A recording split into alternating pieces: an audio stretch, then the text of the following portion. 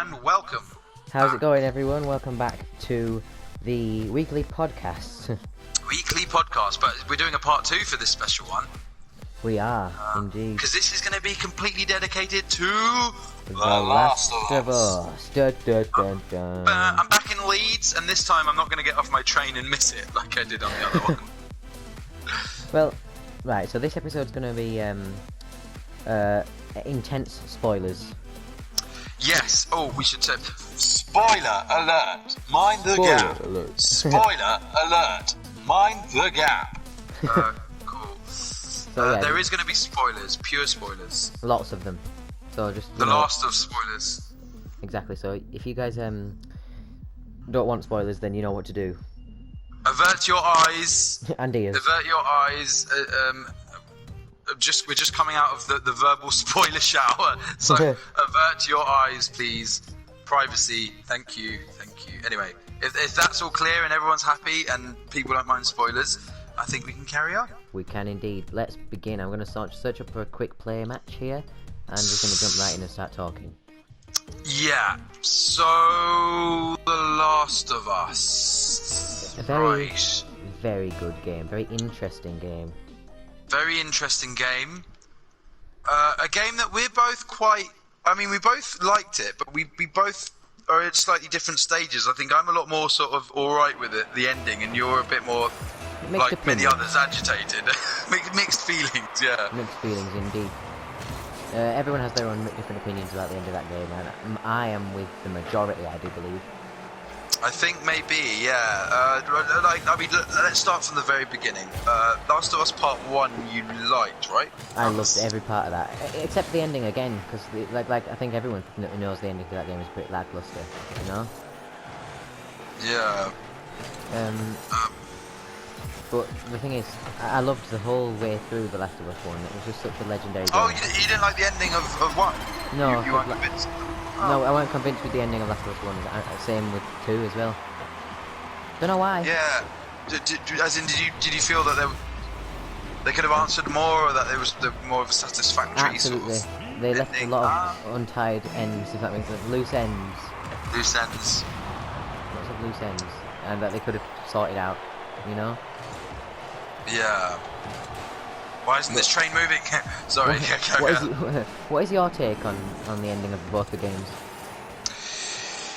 I liked the ending of Last of Us 1 because I thought the lie kind of worked. That was the sort of twist, the fact that Joel really pretty much doomed all of humanity by doing this act at the end, which was kind of, I thought was so insane. Like, by that point they've been traveling so long together, this girl is pretty much his daughter, and he doesn't give a damn about the human race and finding a cure. He just wants her to live, which I thought was powerful. It's dedication, you know. I mean, I do like the ending to that game. It's better than the second game's ending, but yeah, you know. But yeah, I mean, there were things that sort of, were a bit mad. I mean, maybe it could have ended at part 1 and they did find the cure. Maybe you should leave things alone, you know. Maybe Exactly. Maybe he didn't have to lie to her at the end and make everything awkward. I don't know, but maybe he did have to lie. Yeah. Because Joel knows the consequences if he told her the truth. He killed. Well, because he dooms the Fireflies, which I'm glad they touched on in 2. Because I was like, oh, they're not going to mention the Fireflies. At the beginning, they talk about how there are no Fireflies anymore. It's a bit like, there are no more Jedi. They're all gone. They're myths, legends. They executed Order 66 on the Firefly. No, exactly. The meteorite hit on the dinosaurs. Dinosaurs make an appearance in The Last of Us 2. They do. It's a very nice appearance.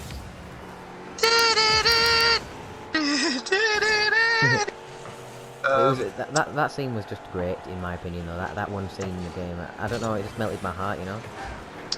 Yeah, they played with time a lot, didn't they? There was a lot of time playing. Lots of flashbacks. Which worked. I love it when games do that. It did get a bit kind of wibbly in The Last of Us, because obviously you're kind of used to just quite a linear story like that. I think the first one did the first one have flashbacks? Not really. No, I don't really think there was many flashbacks except for the beginning technically wasn't a flashback, was it? The prologue, or the... No, no, not really. It kind of started there. I guess the closest thing to a flashback we got with the first one was Left Behind, wasn't it? The Last of Us Left Behind. How she got bitten and that. Yeah. Leave. This train won't leave. Anyway, you know what? I'm just ignore the train. But yes, part 2 is very timey, jumpy, time skippy, time hoppity, Lots of skippity, it. jumpy. There's lots of time jumps. And yeah, do you want to talk a bit about the gameplay, like the start? Like how does it begin for us? Well, you mean the second game, right? How the gameplay is? Yeah, sorry, part 2. Yeah. Did you like it? The beginning, or like the prologue? Yeah, the very beginning. Yeah, from kind of the start. Hold on, I'm trying to remember what happened now. Yeah, actually, I did like the beginning, telling Joel talking to Tommy and cleaning the guitar and stuff like that, and that fucking 2 minutes of playtime we got as Joel. Oh, we did. Yes, we actually got to play as Joel just for like 2 minutes. Nothing intense happened. It was a bit Red Dead Redemption, wasn't it? It was beautiful lighting. You had a horse. You know, you were Joel. Oh god, the bit like I loved it when you go up the hill and you just see the town for the first time. I thought that bit, Jackson, that was it. Jackson just looked amazing. And the music, the kind of soft guitar. Yeah. Gustavo did a really good job. I'm not going to try and pronounce his last name because I'll get it horribly wrong. But he did an extremely good job on the music on the Last of Us 2. Yeah, extremely good job. I think because he did the Last of Us Part 1 as well. He did, which has one of the best soundtracks in the world. Yeah, it does. It has one of the bestest. Santo Alala, I think. Santa Olala. I don't want to try and pronounce it too well because I'll definitely butcher it and it'll go horribly wrong. Yeah. You know, do you know he has a cameo in the game? Really? Yes. No, I made a little video on it because I was shocked. He actually is playing the guitar right at the start when you're walking with Jesse. The guy who's your mate in it, who's Ellie's mate. Jesse, yeah. Jesse, yeah. As you're walking together and you're talking about what happened the night before, and there's actually a man playing the guitar sitting on a rocking chair with a dog next to him. I saw that, but I didn't know it was Gustavo. It's Gustavo. They use his motion capture likeness. There we go. It's given up control. His likeness. And he is in the game. I had no idea. I thought it was just some random bloke playing the guitar. No, it's not. And another way to confirm that is if you go onto they've got model viewer and concept art viewer on the main menu. If you go on model viewer and go towards the bottom, you can find a mysterious character who resembles that guitar man called Gustavo. I think he's just called Gustavo. But little Easter egg for you Easter egg hunters. Wow, I love attention to detail like that. Yeah, it's very cool. And that kind of leads us into the game, isn't it? Your first bit of combat is snowball fighting, isn't it? Just after that bit. It is, and that's a very clever introduction, I think. Yeah. Do you remember snowball fighting? I used to love snowball fighting and stuff like that. It was great, wasn't it? It was always fun. Yeah, it was always annoying when your mates take it too far and pack them into really hard rocks of ice. That always took it a bit too far. Or when they get giant ones, like, come on. Yeah. Get a handful. Never eat yellow snow, kids. It's a snowball, not a snow boulder. Snowman. Snowman. Well, I don't know if you can say snowman anymore. You probably get in trouble. But snow person. Snow person. That's it. Because you have to be careful with the genders, don't you? So, I know. It's so easy to step in it these days. So, snow human. But the snow human. Although snow character. Yeah, I guess snow alien. Snow alien. But anyway, we got we're getting sidetracked here. with snow aliens. So it teaches you a bit of the sort of throwing mechanics, which is a kind of taster of when you end up throwing bottles and bricks. Yeah. And then your first actual piece of infected combat is extremely fun. So I mean, after you do that, you end up. Is that where you first transfer into She Who Must Not Be Named? Yes, the devil herself. Yes. Well, okay. So you wake up as this character who I actually initially thought was Ellie. For some weird reason, I was like, yeah, I don't know, when she's lying down asleep, and I thought, have they jumped forward like 10 years or so? I was like, I don't know why, just for a second. Obviously, when she stood up, I was like, I didn't have any assumptions as to who they were. I was just like, who are these people? I didn't know who that guy was, who is now Owen, obviously, according to... Owen, yeah. But I didn't know who he was at either. first. I was super confused. But is it someone we've met before? Or what? Yeah, well, when we started playing as her, I was like, oh, okay, so we're just playing a completely different game. Okay, all right, cool. All right, whatever. Completely different people. I didn't like playing as Ellie. Like, come on, let me play as Ellie. That's what I play. That's what I got this game for. Yeah, you kind of. Yeah, and it's an intriguing beginning. You know that they're after, or they're looking for somebody. That's what we get from them. And there's obviously, and we will get into exactly who and why and where that is in this video. Don't you worry, people. But we've got lots of spoilers to go through. Don't worry about that. That first teaches you the combat stuff, doesn't it? What did you think of that segment when you were running around and chatting? Trying to dodge the runners, yeah. Why did I say chatting? Chatting to the infected, yeah, mate. With like a cup of tea. Hello. Oh, sorry. That's actually a really good clicker impression, actually. Is it? Do you like it? Oh, it hurts though. It hurts your voice, but you know, it's actually possible. I didn't know it was possible to make those noises. God, I hate the clickers so much. They are my worst nightmare. I see them in my nightmares. I legit do. I close my eyes and I see clickers and I'm like, no. They're a genius concept. I mean, they don't they don't see you. They literally just have super great hearing, and that's how they find you. But that's what I find that that's to me is I've always had a big weird fear of fungus. It's always been one of my biggest fears for some reason, and I don't know why. You must get terrified in the Last of Us thing. I do actually. It's when they run at you. It's just when you know when you walk into the woods and you see like it's a damp day and you see like fungus growing on the tree trunks and stumps. Oh, you don't like that? No, it grosses me out. It makes me feel scared and like they're gonna like poison me or something. And then I see the clickers in the game and I'm like, hell no. If this apocalypse actually happened in real life, I'd probably kill myself. Oh my god. Yeah. There's no point in trying to survive in a fungus-infected world, bro. Yeah. Oh, a bit before, so I'm going back in time quickly. I just have to talk about this because it's so damn good. Joel sings a little song, doesn't he? Just before that flash forward He segment. does. Troy Baker's singing voice is just in... That song was amazing, and for those of you who don't know, that was Pearl Jam. Pearl Jam are great, but I've heard some of their stuff, but I've never heard that song ever. It's called Joel Future sung it Days. very well. Oh, he sang it so well. That was it was so good. Just Troy Baker has such an amazing singing voice.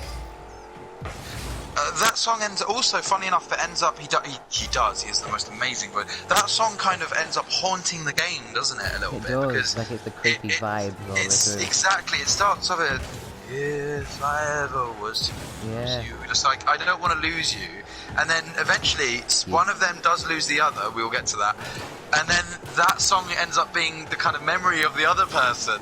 Exactly. If you know, and it sort of becomes. I always found it haunting, even though it's beautiful as the game went on. I always found it like it kind of choked me up when Joel started to sing. I'm not gonna lie, but it's I forgot what. Oh yeah, you know the guitar playing mechanics when you actually have to like strum on the. Yeah, I quite like that. Yeah, did you like that? It was actually very unique, and people can create their own music with it too, can't they? I saw someone covering Johnny Depp.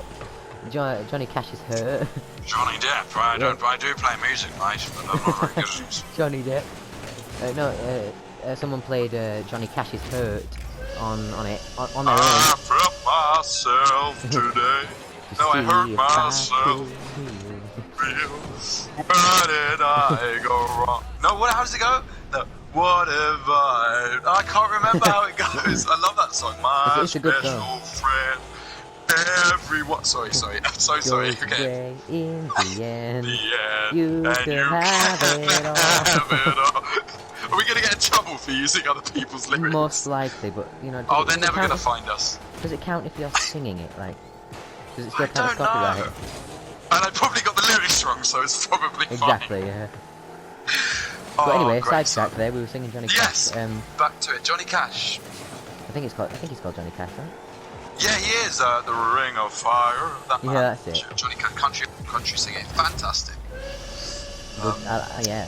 But anyway, let's stop getting sidetracked now. The Yeah, Last of bye Us bye, Johnny 2. Cash. See you later, Johnny Cash. We'll talk to you later. Right. Are we delving deeper into the spoiler territory now? Yes, we are delving deeper into the spoiler territory. So there's this underlying thing going on with Joel and Ellie, and we know that they're kind of pissed off with each other. But we all know there's an awkwardness, and they kind of referred to it early on in the game. They said, "Are you and Joel still not talking? Things still weird with you and Joel." And when Joel starts to and tries to protect Ellie, like for example, you know, when in the party in the flashback at the end of the game, where Joel pushes that person and Ellie's not grateful for his help. So that flashback, funny enough, was the night before the game begins. Talking of timey-wimey, that was before the game begins. Yeah, they showed that. Funny enough, they showed that before the game came out, like right when it was like introduced. It was like one of the first scenes. But they actually put that scene, the full scene with Joel included, at the very end of the game, which I thought was a masterstroke. Yes, Ellie is not a fan of Joel at the moment. No, they're not very close and best of mates. But when the time comes, which we'll talk about later, she's all right with him, if you know what I mean. Yeah, she's definitely. And now I had a guess when I first played the game at why she would be pissed off with him, and I think I turned out to be correct. Did you also think the same thing as to why things were? I didn't make an assumption. I just decided. Me, when I play games, I always try to watch things before they happen. Yeah, well, I thought maybe I'd probably be wrong, but my first thing is, does she know that he lied to her at the end of the first game? Is that what happened? And that's kind of what was my best guess, and it turned out to be that, which was a shame. It would have been cool if it was something else, and like she didn't know yet, and then she finds out later. But anyway, it still works, I guess. So she basically knows that he lied to her about the fireflies, that he lied to her about being the only immune person. And they showed that. That was another beautiful scene. You know, when she goes back to the hospital and finds the recording. And then they have that talk. Says, "If you lie to me again, I'm gone." And you just his face when she says that, like if you know, because he loves her. It was like that's like the worst thing you could do to him. It like broke him, like because he loves her so much. I mean, I don't think even if she threatened to leave Joel, I don't think she would have been able to. Yeah. She cares about him too much for that, I reckon. I think. Do you know what? I think people just want to know what we think about the big scene. Should we just move on to the big scene? Let's talk about get the it out. big scene. Get it just done because. Shall I say the words? Please do. Joel is no longer with us. He is no longer with us. He's dead. Joel is dead. And it was horrible, and I definitely got very teary. It was the most, pretty. Even though technically, I think we all knew it was coming. Yeah, I think so. Like they didn't show much of Joel, and he always seemed. They kind of left him out a lot, and I guess that was completely intentional. I think I assumed it before the game even released. To be honest, I was like, Joel's gonna die. I can just tell. The story has to go somewhere. Ellie has to have some motives for what she's doing. Yeah. And Joel's death is definitely that reason. So. Yeah. They didn't shy away, did they? They didn't shy away from the way they went about it. Not at all. Joel got one of the most painful-looking deaths in the whole world, bro. You know what? Are we going into detail about how he died? Or? I think we should. I think we should bear all and tell everyone. I don't know about you, but what about that part where she blew his ankle off with a shotgun? Really made me cringe. Totally overkill. You know, as soon as they were in the room and they said, "Hey, I'm Tommy. This is my brother Joe. Hey guys." I literally they tensed up, and I was streaming it at the time, and I literally just went, "Oh shit." And then I was like, "Fuck! Why would they tell them? Why would they tell them your real names?" Especially when Joel goes, "You're acting like you've heard of us." Yeah. Okay. The slight issue in terms of issues that I had with that was, like, it didn't feel in character at all. It feels like Joel and Tommy are really smart, right? Why would they tell strangers? I mean, these guys could have been cannibalistic psychopaths for all they know. It seemed a bit odd that they would tell them their names. I think. Like. Do you feel that? Well, because Abby that we've given the name away. I've said it now. Abby. Abby, when she was a Abby. child, right? Big spoilers are coming up again. When she was a child, Joel do something to her dad? Yes, in the final level of the first game, when you're in the hospital, when you're rescuing Ellie from the hospital bed, you have to shoot, or at least get rid of, these 3 surgeons that are operating on her. Unfortunately, one of those surgeons, the one with the scalpel, who comes right up in to you and is just like, you can't do this, happens to be someone else's dad. That's the point, by the way. Before you kill or murder anyone, just remember that could be someone's dad And they or will mum, come for you afterwards. and they will fucking come for you, and they will beat you up with a baseball bat, no, with a golf club. So don't kill people's kids or dads. Exactly. I mean, boys and girls. Basically, so as much as we don't like Abby, she had her motives. Yeah, yes, she had her motives. I mean, and the fact that her dad was not a bad person. He was a surgeon, probably one of the last surgeons on the planet. You know, and he was, and he was a caring person. We saw from the zebra scene, the zebra flashback scene. He was a caring. He cared about the zebra's safety.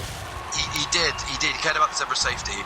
And actually, Abby and her team, who we are made to hate in that scene, it does turn out, I mean, I'm jumping ahead a bit, we could talk about this a bit later, but it does turn out as you get to know them that they're not just crazy people. They're actually the opposite. They're actually more like Ellie and Joel. And if these people had joined forces and become a team, can you imagine, instead of being enemies, it would have been the best Imagine thing. Ellie and Abby on the same team, you'd be fucked. Exactly. Imagine them on the same team. But like, I can't remember what we're going to say now. What were you going to say? The way they did Joel was extremely graphic. I mean, it started off, they beat Tommy to a pulp. They shot him in the leg. Joel blew his ankle off with a shotgun. Blew his ankle off.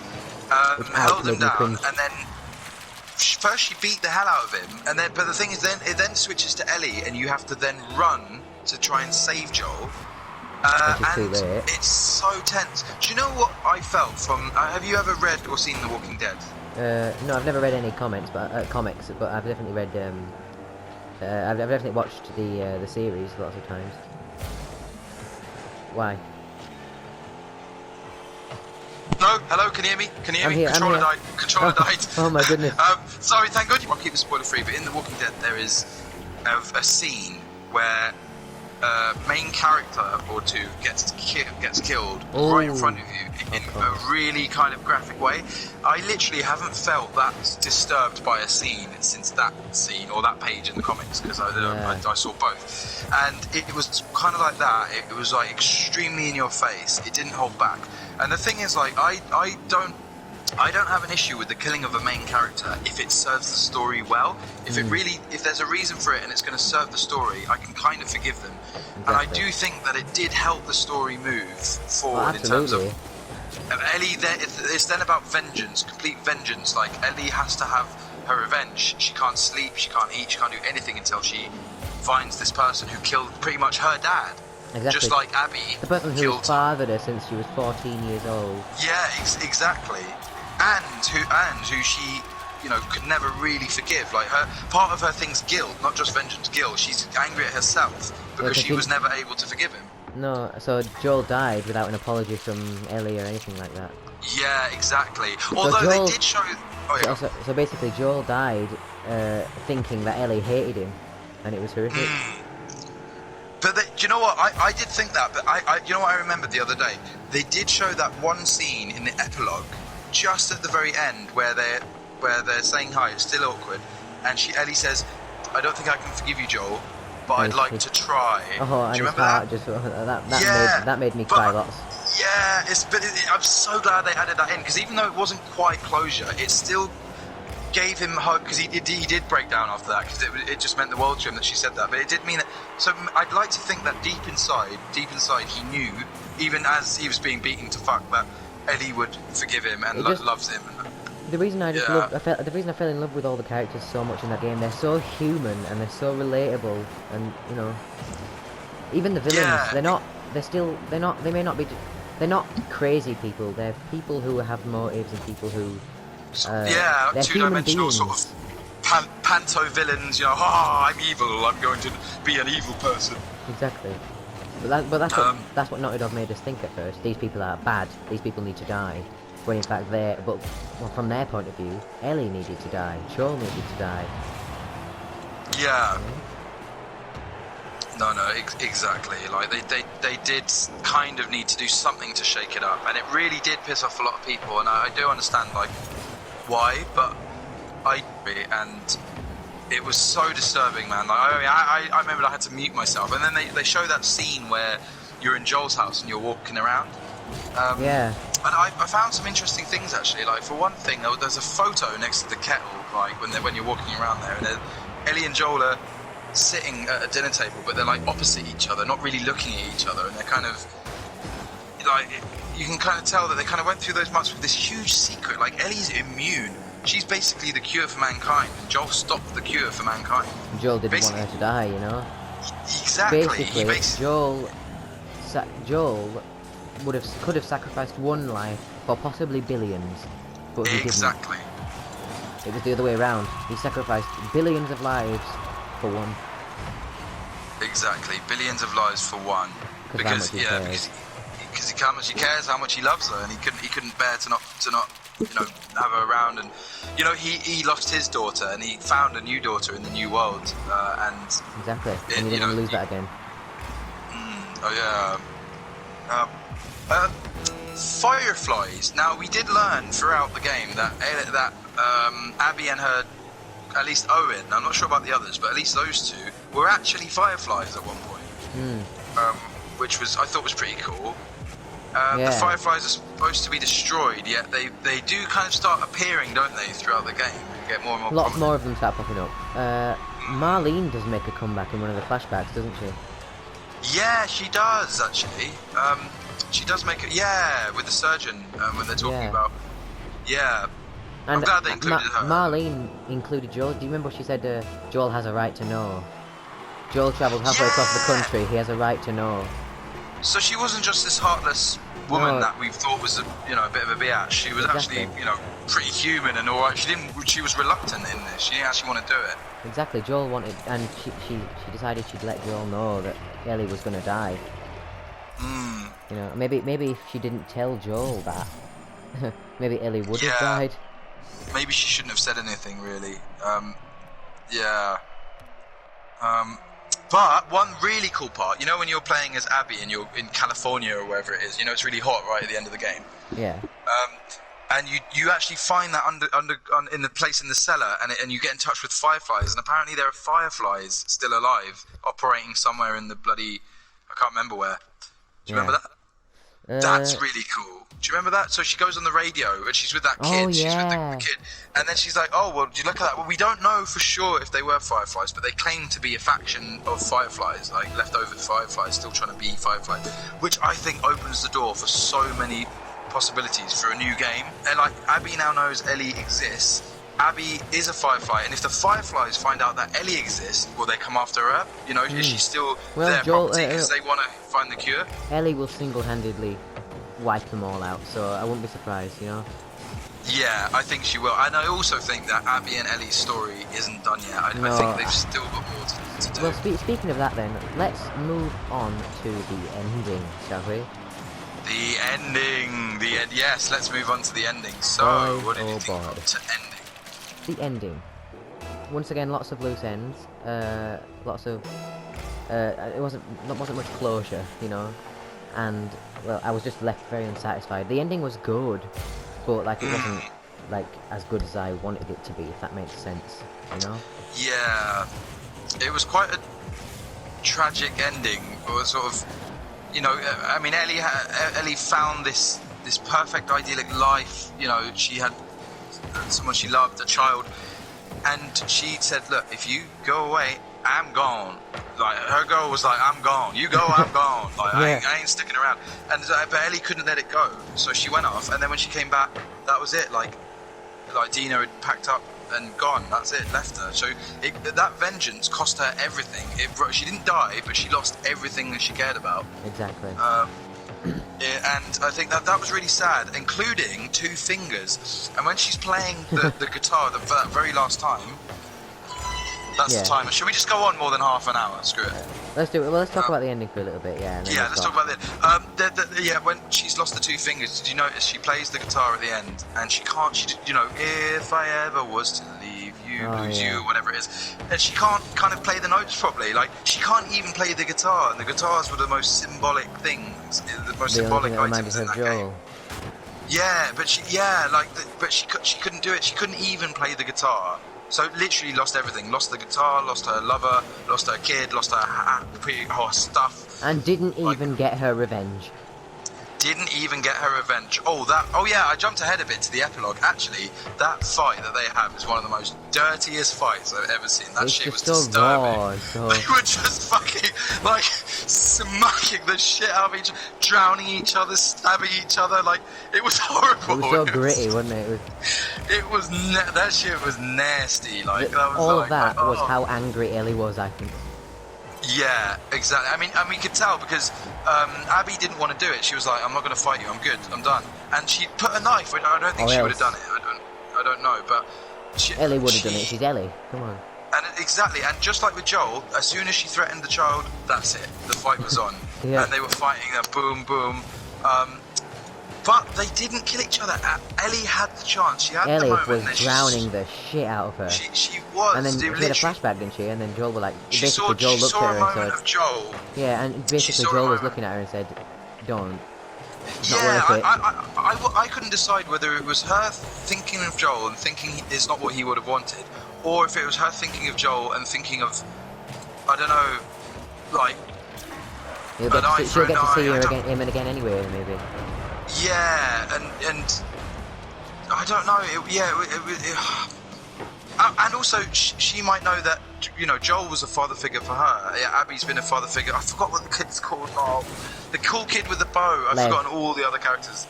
Yeah, it was Dev. Lev. That was it. Lev. Dev, the developer. Dev, the developer. Sorry, Lev. Yes, Lev. Lev was a great character, by the way. I really like Lev.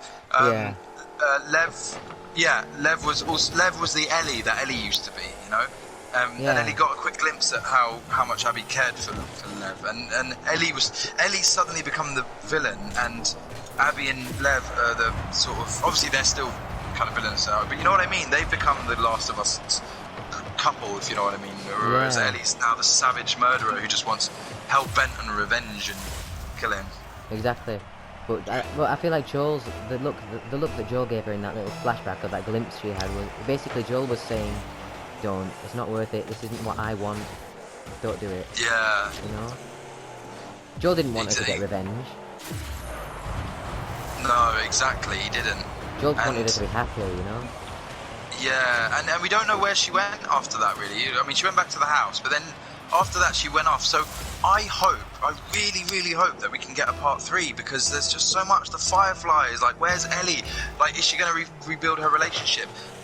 The Fireflies, the Cure, like, is she the only immune person? Like, exactly. All sorts. Make it into a trilogy. and then round it all off in the third game. Exactly. Because one of the most tragic things is that when Ellie first meets Joel, he saves her life. Like, he literally saves her. Like, the character Joel's turned into in this one, he's this softer kind of, and I think he really let his guard down. If it was Joel from part 1, he would have turned them all into raspberry jam. You know what I mean? Who into raspberry jam? Joel would have drowned Abby there and then. You know what I mean? He would have just wiped out their entire. Then he would have gone to the Firefly location where they were going, and killed them all. Yeah. Oh god, talking of Joel and being lovely in flashback scenes, like the dinosaur scene where they go back for a birthday was great, wasn't it? Did you remember that? That was so heartwarming, so wholesome, so heartwarming. That was one of my favourite bits, and I'm glad they added that in. It was just so peaceful, Another person, funnily enough, so Tommy, at the very end of Last of Us Part 2, now tell me if I might be wrong here, but I could see Tommy as an antagonist in the next game. Yeah, he did get his anger up a little bit in there. Because he was so angry, and he's kind of gone mad with vengeance, a bit like how Ellie has. But he also got so mad at Ellie when she just wanted her peaceful life and didn't want to get involved. Exactly. And we know Tommy loves her. He's like her uncle. But the fact that he was just like, you're a coward. You know, don't, how can you do this? When we got back to Jackson, you swore you'd get revenge. Yeah, that's what I could see him totally being some sort of governor-like character, and then kind of just evil. Not evil. You shouldn't say evil. It's not really black and white in these things, but it's like driven crazy by revenge. Yeah, but Abby and Ellie definitely. I don't think they've ended there. They've got this connection now. Whether it's a good one or a bad one, they've got some sort of connection. I don't think we've seen the last of their conflict, or at least some sort of They haven't had the closure yet. They haven't. Exactly. I don't think. But I found myself at the very end of the game feeling like it was very Godfather or Scarface. They just destroy themselves in trying to protect their family or do the right thing, what they thought they should be doing. They end up losing everything, cost them everything. It took everything from Ellie getting revenge. It did. But overall, yeah, we there were pros and cons with it, but I really did quite like it. Don't get me wrong, the ending was good, but it just wasn't. It left me feeling empty, like there was too many loose ends, Yeah. Well, yeah, that's my humble opinion on everything about The Last of Us 2. Yeah, me too. I mean, I have so much more to say, but I should stop because it'll probably just go in circles, and I hope you folks have your own opinions. Yeah, have your own opinions. Play the game. Honestly, do give the game a try. Don't listen to. You don't have to listen to us. Yeah, you don't have to listen to us. Don't listen to just what YouTubers say, because I found that a lot of YouTubers I really like and admire. I don't agree with their opinion at all, and I like, or even I've some people who haven't played it who've made an opinion, and that's fine. But honestly, the best thing to do is at least watch something. Just give the game a shot before you go and judging it. Yeah. Yeah, honestly do, because it is so worth it, and at the very least, things that I think everyone can agree were good, like the graphics, the way it looks. I mean, it's a masterpiece in my opinion. Yeah, like it looks great. Like the graphics are incredible, the acting's great. And that's why you couldn't listen to rumours and leaks. Rumours and leaks. That's why you couldn't listen to them. Yeah. Of course, if you're listening to this, you don't mind spoilers, and you probably know what happens, so you've probably formed your own opinion. Yeah, this half of the episode is for people who have played the game. Yeah. There's probably a million things that we've forgotten, or that we're going to stop the recording now and be like, oh, I wanted to say that, but we nothing lasts forever. Maybe we can make a part 2 of this one day or something. Exactly. But anyway, yeah. Yeah.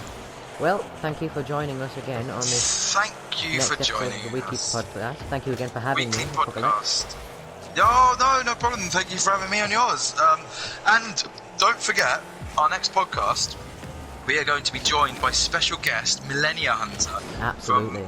From Millennia Productions. I'm really excited. Really excited. Who check is out his channel. responsible? We'll drop links in the description for this legendary. We will do. We'll do. If you want to get a little feel for who this Millennia Hunter is, check out Mrs. Bangle, and check out Millennia Hunter on Dreams.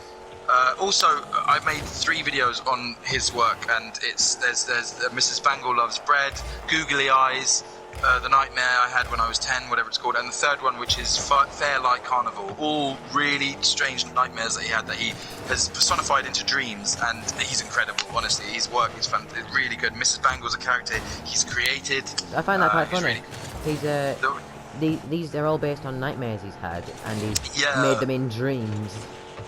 Yeah, it's fantastic. It's hilarious. Creative. But Millennia Hunter will be joining us. We're going to have a ton of questions for him. So do tune in, because we're going to be asking questions that we want answered as well, because we want to get good at YouTube and dreams. So join us for our special guest, Millennia Hunter. We're very excited for this. Next video. We are very excited for this. Well, thank you so much for joining us again on the weekly podcast. Thank you.